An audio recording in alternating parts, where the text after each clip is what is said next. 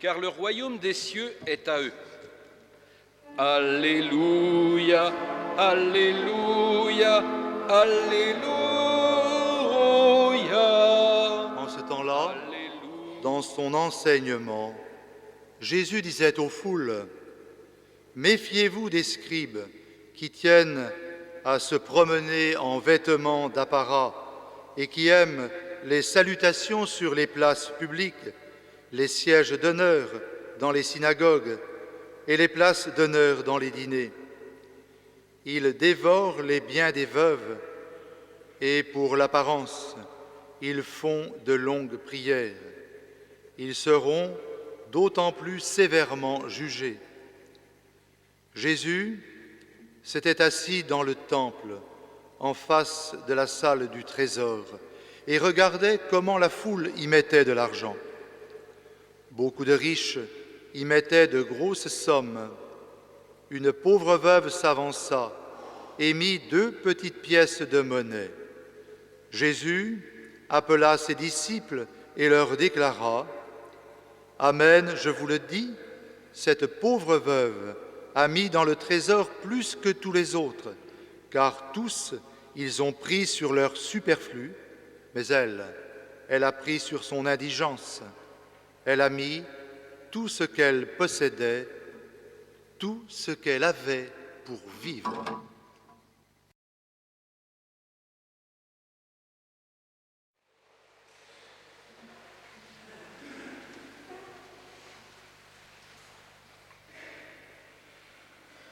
Vous êtes là devant moi. Vous avez pris le temps de venir jusqu'ici, de marquer le pas au milieu de vos activités. Vous avez pris le temps de vous asseoir, physiquement certes en ce moment, mais surtout spirituellement. Comme il est bon de prendre le temps de s'asseoir, tout simplement pour mieux regarder autour de soi, mais aussi pour se regarder soi-même, pour découvrir une œuvre d'art, un tableau, une sculpture, une architecture. Il faut prendre le temps de s'asseoir pour poser le regard, se laisser toucher et au terme, contempler. Il en va de même pour toute relation humaine, pour que grandissent l'amitié et l'amour. Il y a un mouvement de spiritualité pour les couples, les équipes Notre-Dame, où l'une des exigences proposées est le devoir de s'asseoir, dans le calme, prendre le temps de découvrir l'autre, car on n'a jamais fini de le découvrir, prendre le temps d'ajuster la relation, car l'amour demande que chacun fasse mouvement pour toujours mieux le connaître et le comprendre. Dans l'évangile que nous venons d'entendre, il y a une notation toute simple, tellement simple que l'on risque de ne pas la remarquer, alors que dans l'évangile, il n'y a jamais de détails. Jésus s'était assis. Dans le brouhaha de la foule venue au temple, Jésus a pris le temps de s'asseoir en face de la salle du trésor et il promène son regard circulaire, souvent noté par les évangélistes, que ce soit sur la foule qu'il a en face de lui, que ce soit en face de ses apôtres, car pour lui, chacun est unique, avec ses richesses, ses faiblesses et même son drame intérieur. Mais, comme lorsque la caméra se pose sur un visage, Jésus aime aussi, je dirais, braquer l'objectif sur une personne particulière ou sur une situation. Au bord d'un puits, à l'heure de midi, alors qu'il est fatigué, il scrute le cœur de la Samaritaine venue puiser l'eau et qui va repartir sortir, lavée de toute illusion sur elle-même. Au sortir du village de Naïm, son cœur est bouleversé. L'évangéliste dit qu'il est saisi aux entrailles par la veuve qui conduit en terre son fils unique. La femme adultère que l'on a traînée devant lui, là aussi nous sommes dans le temple et il s'est baissé, bénéficie de son regard miséricordieux et retrouve sa dignité. Aujourd'hui, l'Évangile nous donne à méditer l'une des plus belles rencontres de Jésus, une rencontre qui fait sortir de l'anonymat de la foule encore une veuve, arrivant discrètement, serrée comme un parapluie. Jésus la distingue, n'a dès lors plus Dieu que pour elle. La fente du tronc où elle met son offrande est à l'image de la fente, la large fente du cœur de Jésus.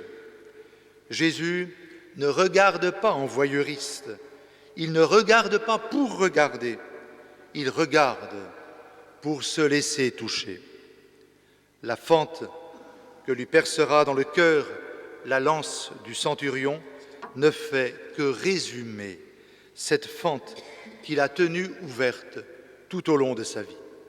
Rien n'est pire qu'un cœur blindé, un cœur arrondi sur lui-même, un cœur qui ne sait pas se laisser blesser par la souffrance de l'autre, mais aussi touché par la beauté d'une attention, d'un geste, d'une émotion laissée à son libre cours. Ce n'est pas grave, nos limites, nos faiblesses, si elles sont la fente par laquelle puissent se jeter toutes les attentes rencontrées, la fente par laquelle puisse se glisser un regard bienveillant et non pas un regard de surveillant. Jésus a vu les 2 petites pièces déposées par la pauvre veuve. Le rayon de ses yeux a traversé le cœur de cette femme. Et alors, il peut dire, elle a mis tout ce qu'elle possédait, tout ce qu'elle avait pour vivre. Comme la veuve de Sarepta jette au feu ses 2 bouts de bois pour cuire son dernier pain. La femme aurait pu se garder l'une des 2 pièces, la moitié de son avoir. Cela me fait penser à la surprenante arithmétique du mariage. Pour que l'autre devienne sa moitié, comme on dit, il faut que son conjoint lui donne tout. Rien n'est plus terrible dans l'amour que de calculer un pourcentage ou nos restes.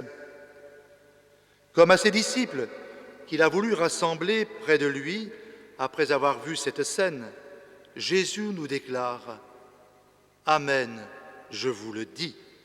Il y a de la solennité dans le ton, mais c'est pour distinguer ce qui est simple, ce qui est humble.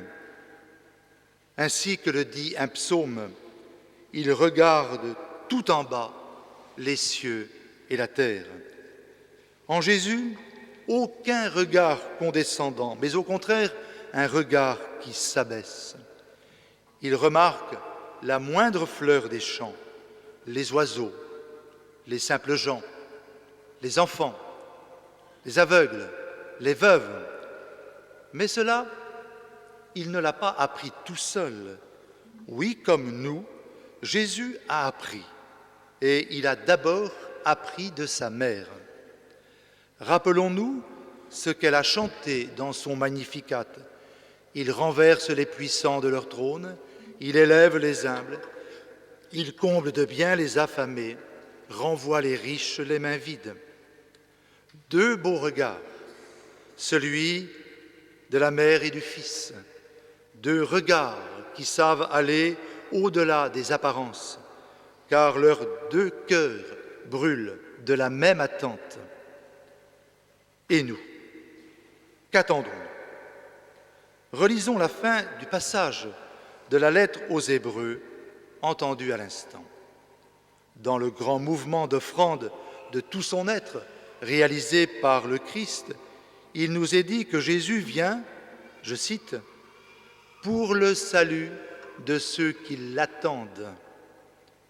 De ceux qui l'attendent, pas de ceux qui se sont endormis dans l'indifférence ou la routine. Jésus, hier et aujourd'hui, nous apprend à découvrir ces petits gestes qui parfois sont si lourds de sens. Jésus nous invite à l'émerveillement. Il nous invite aussi à prendre le risque d'aimer, le risque de tout perdre par amour.